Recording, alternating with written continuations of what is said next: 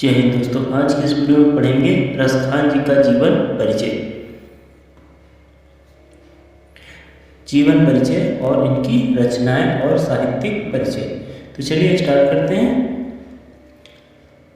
रसखान जी का जन्म सन 1548 ईस्वी के लगभग दिल्ली में हुआ था।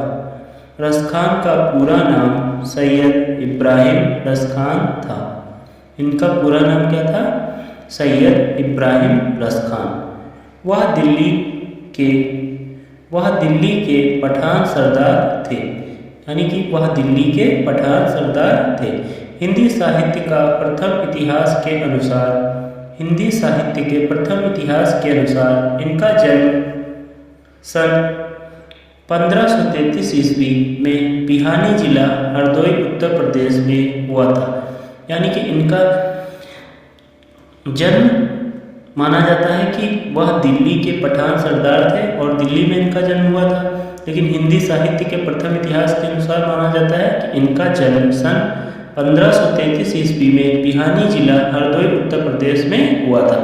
तो आप इसमें से चाहे ये वाला लिख सकते हैं, चाहे अच्छा होगा कि आप दोनों लिखें। सबसे पहले ये कि वह दिल्ली के पठान सरदार थे, उसके बाद हिंदी साहित्य के अनुसार भी ये वाला जन्म स्थान और इनका ये सन ये भी लिखना जरूरी है, ताकि आपका मार्क्स एक भी ना कटे। अब आगे देखते हैं। इनका रचना काल जहांगीर का राज्यकाल था, यानी कि यह जहांगीर के शासनकाल के टाइम रचना काल यानी कि रचनाएं करते थे। ऐसा माना जाता है कि इन्होंने दिल्ली में कोई विप्लव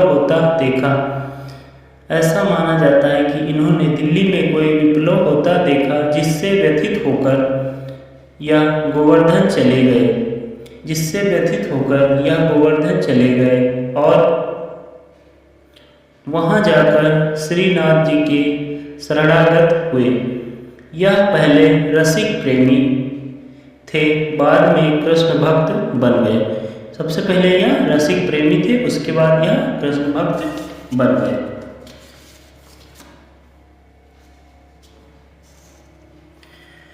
वह रात दिन कृष्ण की भक्ति में लीन रहते थे, यानी कि रसखान जी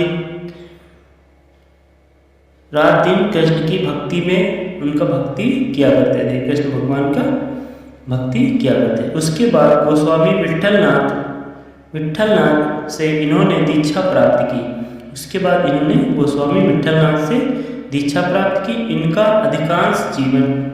इनका अधिकांश जीवन ब्रज भूमि में व्यतीत हुआ।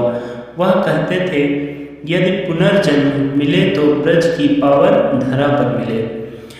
इनका अधिकांश जीवन, जब वह ब्रज चले गए उसके बाद इनका अधिकांश जीवन वहीं पर ब्रज भूमि में ही व्यतीत हुआ।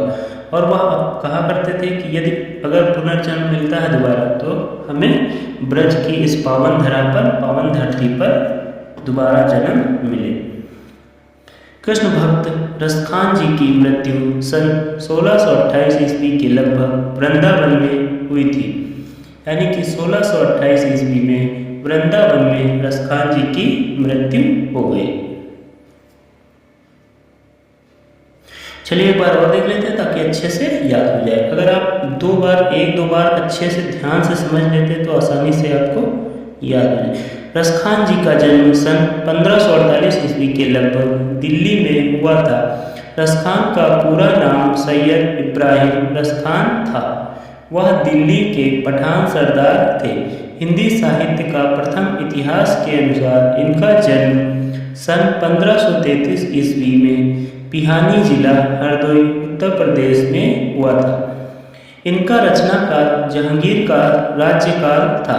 ऐसा माना जाता है कि इन्होंने दिल्ली में कोई विप्लव होता देखा जिससे व्यथित होकर यह गोवर्धन चले गए और वहां जाकर श्रीनाथ जी के शरणागत हुए।